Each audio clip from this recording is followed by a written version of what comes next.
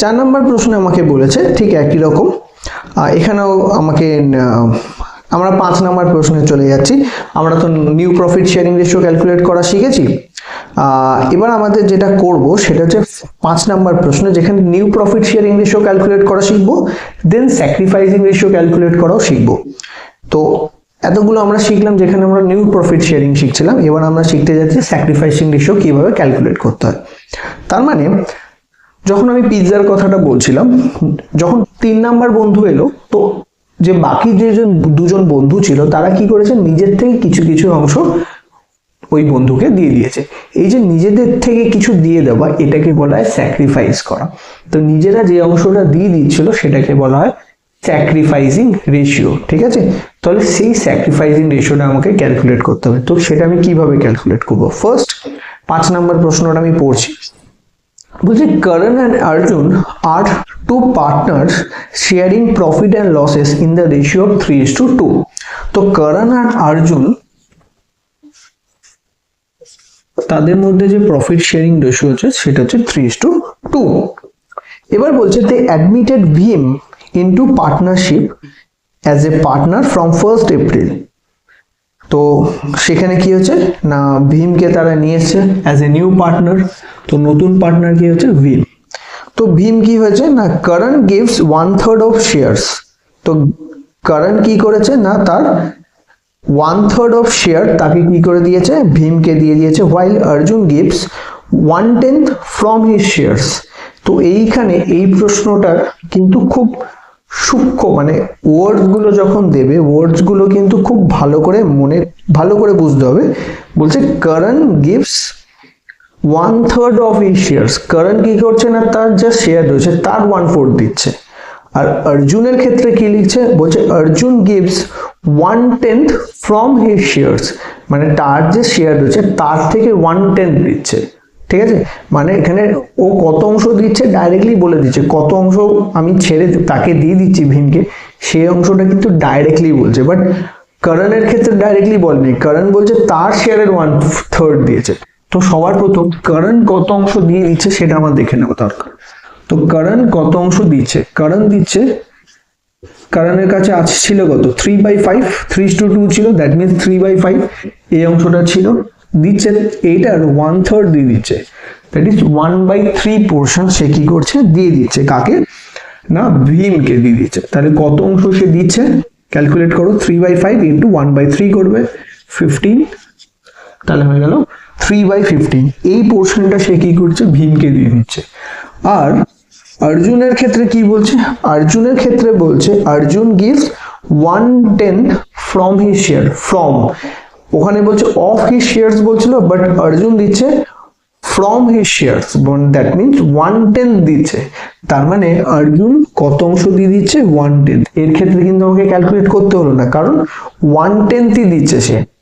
আর ওর ক্ষেত্রে কি হয়েছিল না, বলেছিল of his shares, of his shares are from his shares, এই যে ওয়ার্ড, এই ওয়ার্ড গুলো কিন্তু খুব সূক্ষ্ম জিনিস, প্রিপোজিশন। তোমাদের কিন্তু এগুলো কিন্তু খুব ভালো করে মাথায় রাখতে হবে, তার মানেটা কিন্তু বদলে যায়। Of his shares but from his shares বললে কিন্তু আবার টোটাল মিনিংটা চেঞ্জ হয়ে যায়। ঠিক আছে, তাহলে করণ দিয়েছে কত, 3/15 পোর্শন ছেড়ে দিয়েছে, অর্জুন তার 1/10 পোর্শন কি করেছে না, দিয়ে দিয়েছে ভীমকে। এবার এখান থেকে আমাকে ক্যালকুলেট করতে বলছে যে নিউ প্রফিট শেয়ারিং রেশিওটা কি হবে। তো করণ এত অংশ ছেড়ে দিয়েছে, তাহলে এবার দেখে নাও করণের কাছে কত অংশ রয়েছে। তো করণের কাছে ছিল 3/5, সে কত অংশ ছেড়ে দিয়েছে না, 3/15 পোর্শন সে ভীমকে দিয়ে দিয়েছে। তাহলে 5 আর 15 এর লসাগু করলে কত হয়, 15। তাহলে 5 কে যদি 15 করতে হয় 3 দিয়ে গুণ করতে হবে, উপরটাকে 3, তাহলে 3 3 9 মাইনাস 3, তাহলে 6/15। এখন করণের কাছে আছে, অর্জুনের কাছে কত আছে না, অর্জুনের ছিল কত, 2/5 এই পোর্শনটা ছিল। অর্জুন কত অংশ ছেড়ে দিয়েছে, 1/10 মাইনাস 1/10 করো, কত হয়, 5 আর 10 এর লসাগু এলসিএম করলে বা লসাগু করলে 10 হয়। তাহলে এটা 5 আছে, 5 কে যদি 10 করতে হয় 2 দিয়ে গুণ করতে হবে, উপরটাকে আমি কি করব, 2 দিয়ে গুণ করব। তাহলে 2 2 4 মাইনাস 1, তাহলে 3/10। ঠিক আছে, আর এখানে আমার কি রয়েছে, ভীম। তো ভীমের রেশিওটা কি না, ভীম কত পেয়েছে না 3/15 পেয়েছে অর্জুনের করণের থেকে, আর 1/10 পেয়েছে অর্জুনের থেকে। তাহলে এই অংশ দুটো পেয়েছে, এই অংশ দুটো কি করবো, যোগ করে দেবো। তো যোগ করে দিই, 15 আর 10 15, আর 10 এর যদি আমি এলসিএম করি বা লসাগু করি, 3 × 5 = 15, 5 × 2 = 10, তাহলে 3 × 5 = 15 × 2 মানে হচ্ছে 30।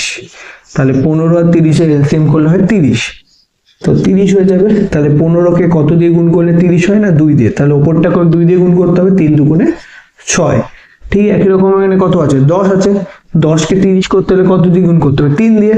তাহলে ওপরটাকে গুণ করবো 3 দিয়ে, তাহলে এটা হয়ে যাচ্ছে 9/30। আবার সেম একই প্রবলেম, এদের দেখো এই যে প্রপোর্শন বা ভগ্নাংশ যেটা বেরিয়েছে, তাদের নিচের ভ্যালুগুলো সবকটা আলাদা।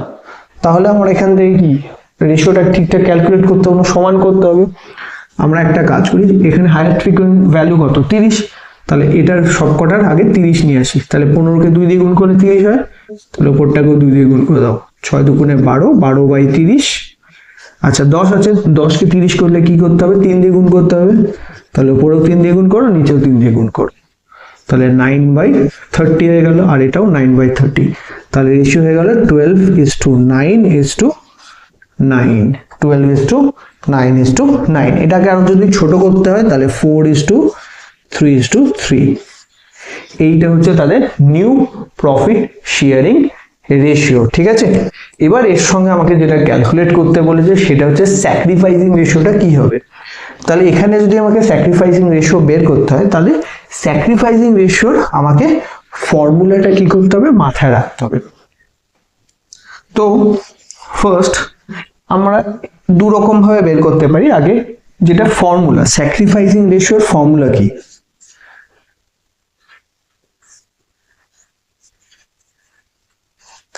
স্যাক্রিফাইসিং রেশিওর ফর্মুলা হচ্ছে old ratio minus new ratio.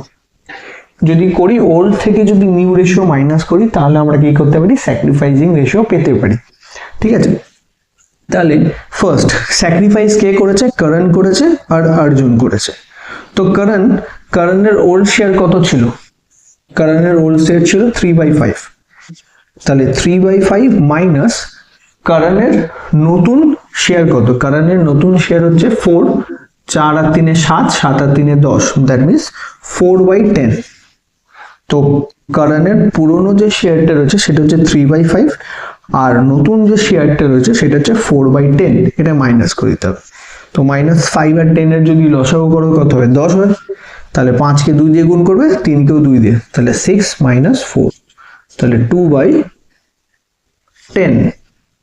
আর ঠিক একই রকম ভাবে অর্জুন রয়েছে, অর্জুনের পুরনো শেয়ার কত, 2/5। সেখান থেকে মাইনাস করে দেবে কি, অর্জুনের নতুন শেয়ার কত, 3/10, 3/10। তাহলে লসাগু করো 10 হবে, এটাকে 2 দিয়ে, এটাকে 2 দিয়ে গুণ করবে, 4 - 3 কত হয়, 1/10। তাহলে রেশিওটা হয়ে যাচ্ছে 2:1।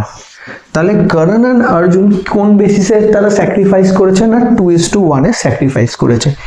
স্যাক্রিফাইসিং রেশিও কিভাবে বের করে না, ওল্ড রেশিও থেকে আমরা নিউ রেশিও যদি মাইনাস করে দিই, তাহলে আমরা কি পাই, স্যাক্রিফাইসিং রেশিওটা কিন্তু আমরা ক্যালকুলেট করতে পারি। ঠিক আছে, এটা আমরা আরেকটা ভাবেও সলভ করতে পারতাম এই রেশিওটা ছাড়া। আরেকটা যেটা খুব সহজে আমরা যেটা এটা বের করে নিতে পারতাম, মানে এত কিছু করার কোনো আমাদের দরকার ছিল না। যদি আমাদেরকে এক্সাম হলে যদি বলে যে ওল্ড রেশিও দিয়ে দিয়েছে, নিউ রেশিও দিয়ে দিয়েছে, সেক্ষেত্রে আমরা এইভাবে সলভ করব। বাট এই প্রশ্নে আমার কিন্তু অলরেডি আমাকে কিন্তু সলিউশন আমার কাছে ছিল।